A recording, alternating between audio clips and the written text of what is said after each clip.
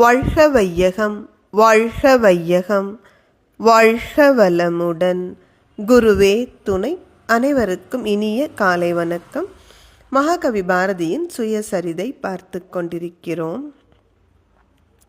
சாத்திரங்கள், கிரியைகள், பூசைகள், சகுனம், மந்திரம், தாலி, மணியெல்லாம் யாத்து எனை கொலை செய்தனர்.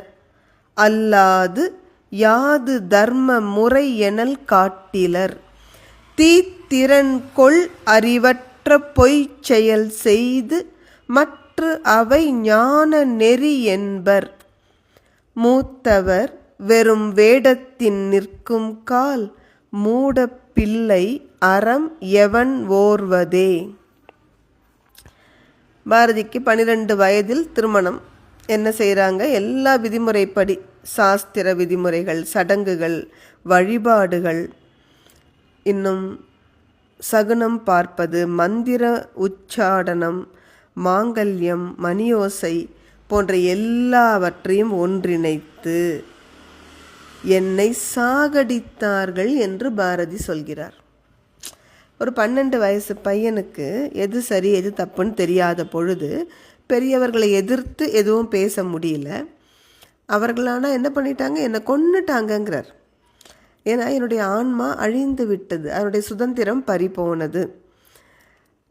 இத்தனை சாஸ்திர சம்பிரதாயங்களை எல்லாம் பின்பற்றி என்னை கொலை செய்தார்களே அல்லாது எது அறநெறி என்று எனக்கு புகட்டவில்லை.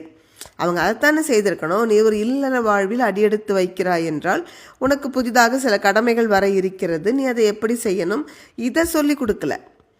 அதற்கு பதிலாக ஒரே சகுனம், சம்பிரதாயம், சாஸ்திர விதிமுறைகள், இது மாதிரி சடங்குகள் தான் போனது. பெரியவர்கள் தீய தன்மை பொருந்திய முட்டாள்தனமான இன்னும் போலியான காரியங்களையெல்லாம் செய்து அவற்றையே ஞான மார்க்கம் என்று சொன்னால் சிறுவர்கள் என்னதான் செய்ய முடியும்? வயதில் பெரியவர்கள் அர்த்தமற்ற வேஷங்களை உண்மை என்று ஏற்று நிற்கும் போது அறியாத சிறுவனாகிய நான் தர்ம நெறியை எப்படி உணர முடியும்? இன்றைக்கு வரை இந்த சாபக்கேடுதான் நம் தேசத்தில் தொடர்கிறது.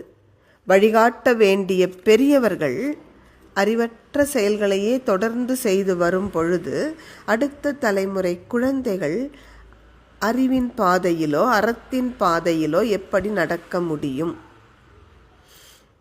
எனவே நாம் கடவுள் அருளால் அறிவு திருக்கோவில் வந்துவிட்டோம். நம் அறிவை உயர்த்தி கொள்வது என்பது அடுத்த தலைமுறைக்கு நாம் செய்கின்ற மாபெரும் உதவி. எனவே நாளும் அறிவில் உயர்வதற்கு முயற்சி செய்வோம். வாழ்க வளமுடன்.